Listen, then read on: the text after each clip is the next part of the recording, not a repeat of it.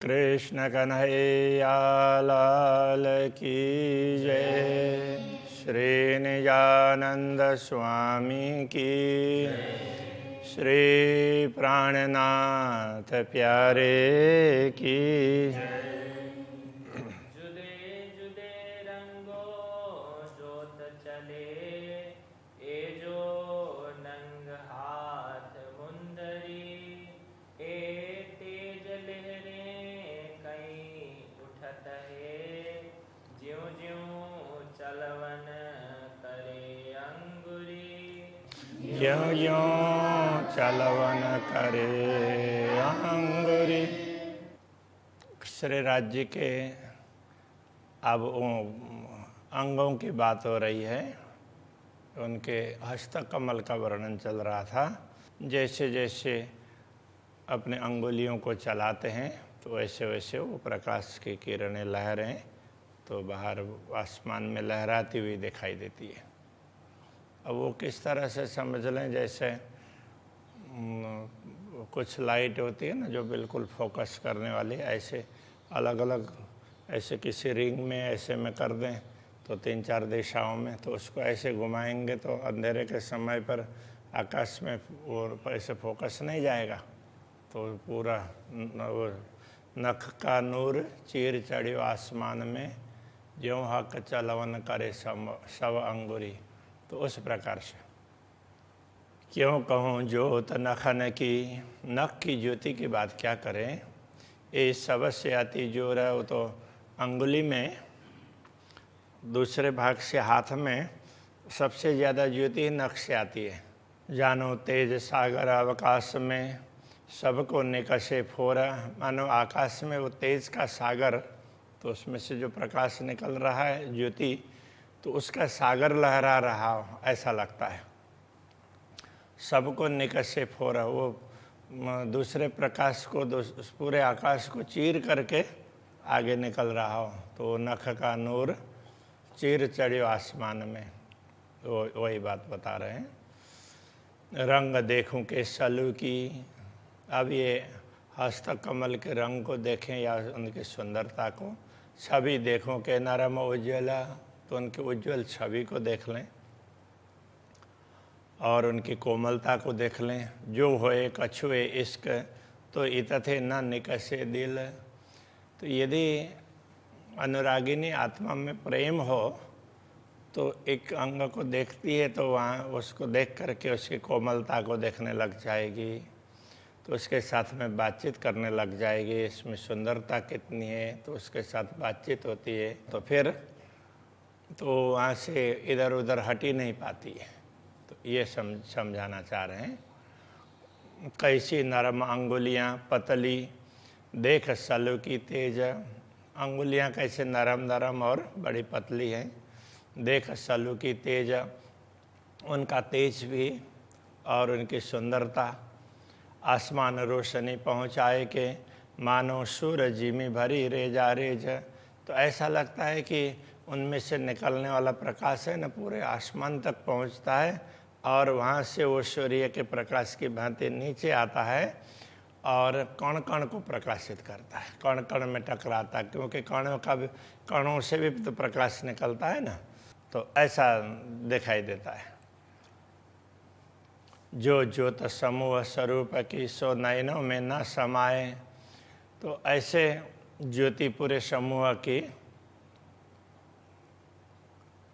स्वरूप के समूह का तात्पर्य यहाँ पर श्री श्यामा जी का वर्णन चल रहा है ना, तो उनके अंग प्रत्यंग का, उनके अंग प्रत्यंग से निकलने वाला प्रकाश, तो उसका क्या वर्णन करें। सो नयनों में न समाए, आत्मा की दृष्टि में वो समाता नहीं है, वो बहुत ज़्यादा विशेष है। जो रूह नयनों में न समावई, जो आत्मा की दृष्टि में भी नहीं समाता हो, सो जुआ कहियो क्यों जाए, उसको जुआ के द्वारा व्यक्त कैसे कर सकते। यों वस्त्र भूषण अंग चेतन, इस प्रकार वस्त्र आभूषण सारे अंग और उनमें उनके वस्त्र आभूषण ये सारे के सारे चेतन हैं। सब लेत आशिक जवाब, तो अनुरागिनी आत्मा देखने लग जाती है ना, तो उनके साथ में वो प्रश्नोत्तरी करते हैं। वो आत्मा उनसे पूछ करके उत्तर भी चाहती है तो उत्तर भी लेती है। तो आभूषणों से, वस्त्रों से, अंगों से सबसे बातचीत होती है। कहे सब का लेऊं पड़ उत्तर, ये नहीं रुआ मीने ख्वाब। तो ये नहीं रुआ मीने ख्वाब, ये आत्मा ख्वाब की नहीं है, धाम की है। इसलिए सारे अंगों के साथ में प्रश्नोत्तरी हो सकती है। उनके साथ में वो कुछ उनको पूछ सकते हैं, बोल सकते हैं और उनसे उत्तर भी ले सकते हैं। ऐसी स्थिति है ये परम धाम की। रद बदल भूषण सो और करे वस्त्रों सो। रद बदल का तात्पर्य बातचीत, छलफल करना हो, ऐसे कन्वर्सेशन, उसके लिए ये रद बदल, ऐसे ये बातचीत है। आभूषणों से, वस्त्रों से बातचीत होती है। और अंग लग जाए ना सके, फारग न होए इनमो। इसलिए दृष्टि जब देखते हैं ना आत्मा, तो उसी में लग जाती है, क्योंकि उनसे बातचीत में लग जाती है तो दूसरा सब कुछ भूल जाती है। तो वहाँ से दूसरे अंग के तरफ में दृष्टि जाती नहीं है। और अंग लग जाए ना सके, दूसरे अंग के तरफ में वो दृष्टि जा ही नहीं पाती है, आत्मा जा ही नहीं पाती है उधर। फारग न हो इन्हीं से फारिग नहीं हो जाएगी। फारिग का तात्पर्य इन्हीं से उनको फुर्सत नहीं होगी, इसी में लगी रहती है। ए वस्त्र भूषण हक के सो सारे ही चेतन। तो ऐसा कैसे हो सकता है? तो कहते हैं ये वस्त्र आभूषण सभी चेतन है उनके साथ में, इसलिए बात हो सकती है। सब जवाब लिया चाहे, तो आत्मा सबके साथ में बातचीत करके ना उनसे पूछ करके उनसे उत्तर लेना चाहती है। आशिक यही लक्षण, आशिक आत्मा के, अनुरागिणी आत्माओं के लक्षण ही यही है। उनको वो सभी में चेतनता दिखाई देती है और वो सबके साथ में बातचीत करना चाहती है। आशिक रूह जित अटकी अंग भूषण या वस्त्र। अनुरागिणी आत्मा जहाँ अटकती है तो किसी अंग में, उनके भूषण आभूषण में अथवा तो वस्त्र में, या सो लगी गुफ्तगोए में, उसी के साथ में तो बातचीत करने लग जाती है। सो छूटे नहीं क्यों ये कर, तो वो आत्मा वहाँ से छूट नहीं पाती है, तो उसी के साथ बातचीत करने लग जाती है, कुछ न कुछ चर्चा विचारणा करने लग जाती है। तो फिर वहाँ से दृष्टि दूसरी तरफ नहीं हट सकती, इसलिए वो राज्य हटाते हैं तभी हटती है। इश्क बसत सब अंग में सब विध देता है सुख। तो इस प्रकार सब अंगों में प्रेम भरा रहता है और वो सारे अंग सुखी देते हैं, क्योंकि प्रेम में ही सुख है। तो प्रेम में सुख ही सुख है, ये भी ध्यान रखना चाहिए।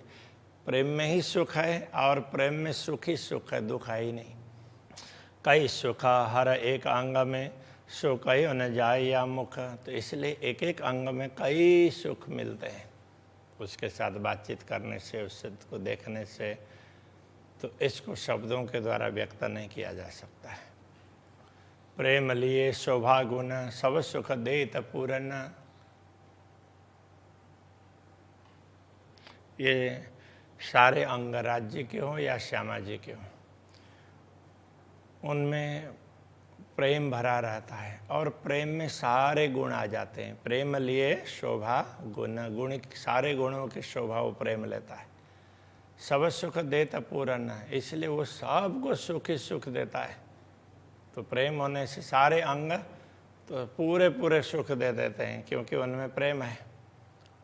या वस्त्र या आभूषण सुख जाहिर या वातन, वस्त्र हो या आभूषण हो, प्रेम होने से पूरे पूरे सुख सार उन्हीं से मिल जाते हैं। वो जाहिर के हों या अंदर के हों, तो बाहर के या अंदर के कोई भी सुख हो, बाह्य सुख या अंदर सुख। दर्शन का सुख बाह्य, और बातचीत करते हैं और उससे जो सुख प्राप्त होता है वो अंदर होता है। दर्शन से भी पहले बाह्य दिखाई देगा, फिर तो अंदर तक वो चुभ जाती है। इसलिए बाहर भी और अंदर भी दोनों तरफ ये सुख प्राप्त होता है, तो रोम रोम में सुख मिलता है। सुख इस कहा का जात के तीन से अंग सुख जाए। हक जात के, हक जात का तात्पर्य श्री राज्य के अंग। अब श्यामा जी श्री राज्य के अंग हैं और उनके अंग ब्रह्मात्माएं भी अंग हैं, और श्यामा जी के स्वरूप के ये सारे अंग हैं। वो ऐसे देखा जाए तो पूर्ण ब्रह्म परमात्मा के हुए ना। तो इनमें प्रेम ही सुख है, प्रेम से ही सब सुख आता है। तीन से अंग सुखदाय, उनसे सारे अंग, प्रेम भरा हुआ होने से न सारे अंग सुख देने वाले होते हैं। बाहर सुख सब अंग में, तो जैसे सारे अंगों के दर्शन से बाह्य सुख प्राप्त होता है। इस सुख जुआ कहो न जाए, तो उस सुख को ये जिह्वा बता नहीं सकती। वो बाहर हो या अंदर, सारे सुख, सुख ही सुख प्राप्त होता है। देह दर्शन से भी, समझने से भी, ग्रहण करने से भी, सब कुछ सुख ही सुख है, तो उसको बता नहीं सकते। अंग वस्त्र या भूषण सब सुख दिया चाहे, इसलिए श्री राज्य श्यामा जी के वस्त्र या आभूषणों ब्रह्मा आत्माओं को सुख ही देना चाहते हैं, क्योंकि उन सब में प्रेम है। कई सुख जाहिर, कई बात न, कई सुख तो ऐसे बाहर दिखते हैं और कई नहीं दिखते हैं, वो अनुभव करना पड़ता है। सब मिल प्रेम पिलाए, सारे मिल करके पिलाते हैं, तो प्रेम ही पिलाते हैं, उसी से सुख मिलता है। सब प्रेम पिलाते हैं, प्रेम को पिरोसते हैं। इश्क देवे लेवे इश्क, तो प्रेम का ही लेन देन होता है। ब्रह्मात्मा भी प्रेम से ही दर्शन करती है और प्रेम ही व्यक्त करती है, और अक्षराते धामधनी से श्यामा जी से भी प्रेम ही प्राप्त होता है। लेन देन प्रेम का ही होता है। और ऊपर देखावे इश्क, तो बाहर से जो भी दिखता है वो भी प्रेम ही दिखता है।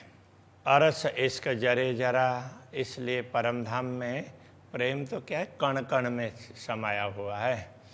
ये जो सूरत इस कहा का अंग, जो ये स्वरूप हैं श्री राज्य के अंग के स्वरूप हैं, उनमें इस प्रकार से प्रेम ही प्रेम भरा हुआ है। तो परमधाम के सारे कोई भी वस्तु, एक कण भी हो तो भी वो पूर्ण ब्रह्म परमात्मा का अंग ही होता है। इसलिए सब में प्रेम ही प्रेम है, दूसरी कोई वस्तु है नहीं। एक अंग जिन्हें देखा होए, सो पल रहे न देखे बिगर। कोई आत्मा के एक अंग को देखती है तो फिर वो उसको देखे बिना ना रहा ही नहीं जाता, देखती रहती है, देखती रहती है।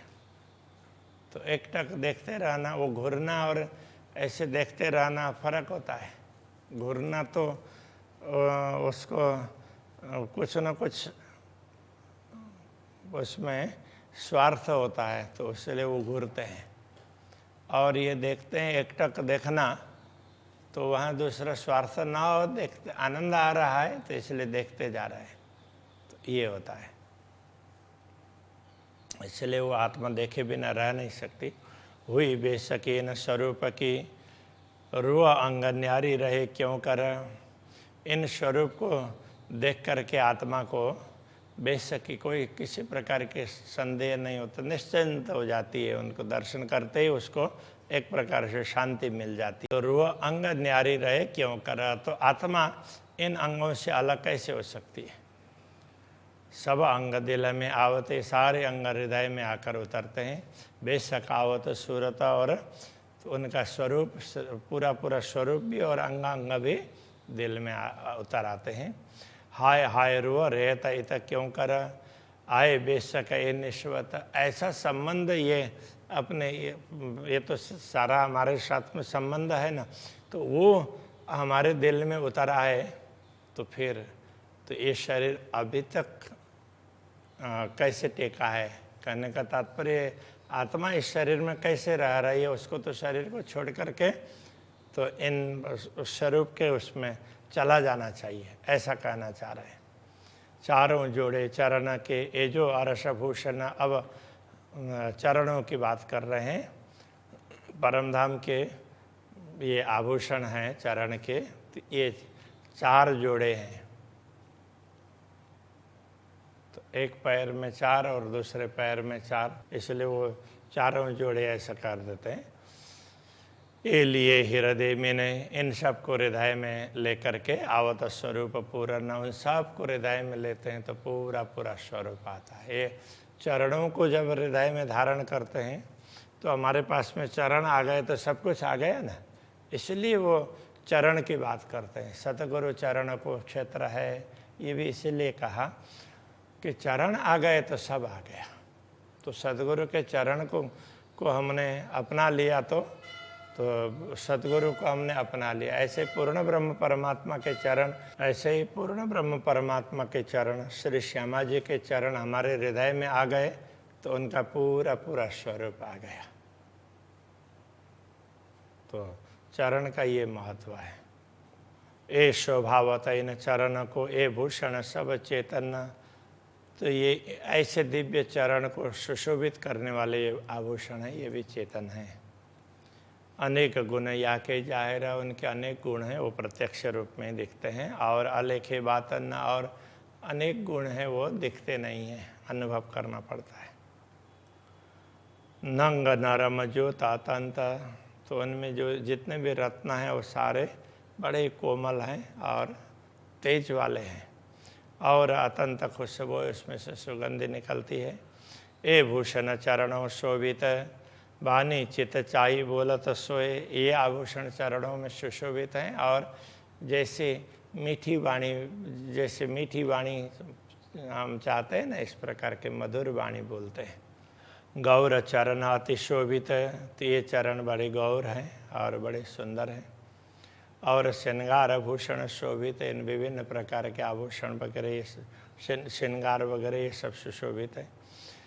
ये अंग संग न्यारे न कब हों, ऐसे चरणों से हम कभी उनके संग से हम दूर नहीं हो सकते हैं। अति बारीक समझन इत, तो ये समझन है, ये बड़ी सूक्ष्म समझ है। ये समझ लें कि हम इन चरणों से कभी दूर नहीं हो सकते, तो ये बड़ी सूक्ष्म समझ है, क्योंकि इन चरणों को हमने हृदय में बैठा लिया तो पूरा स्वरूप हृदय में बैठ जाता है। तो ये इनकी इस प्रकार की सूक्ष्मता है।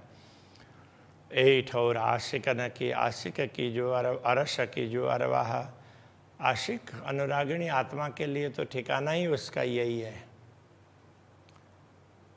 तो परमधाम की जो आत्मा होगी अनुरागिणी, उसके लिए तो ठिकाना ही यही चरण है। सो चरण तली छोड़े नहीं, इसलिए परमधाम की आत्मा चरण तल को छोड़ती नहीं है। पड़ी रहे तले पाँव, तो पाँव के नीचे ही पड़ी रहती है, इसलिए इन पाँव तले पड़ी रहूं, इसलिए कहा। अरस रूहें आशिक इनकी, परमधाम की आत्मा इन्हीं चरणों की आशिक है।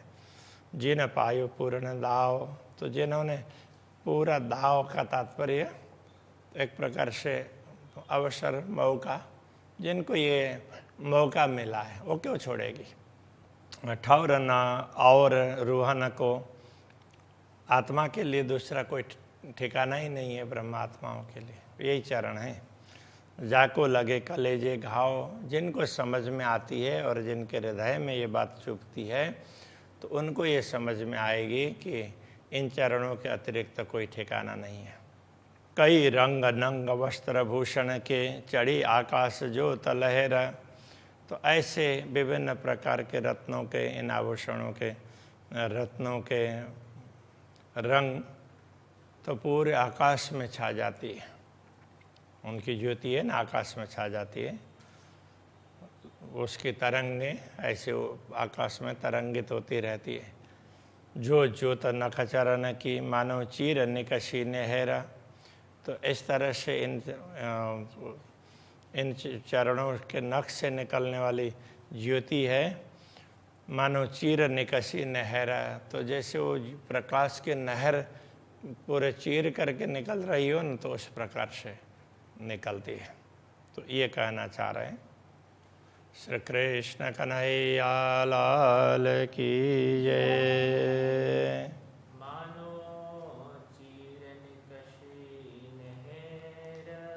मानो चीरन कसी नहर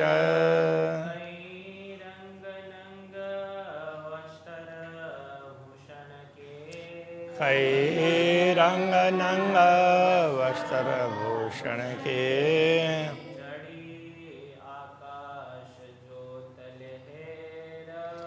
चढ़ी आकाश जो तलहेर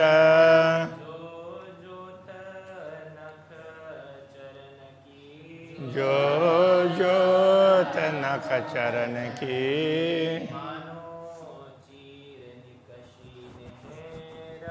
मानो चीर निकसी नहर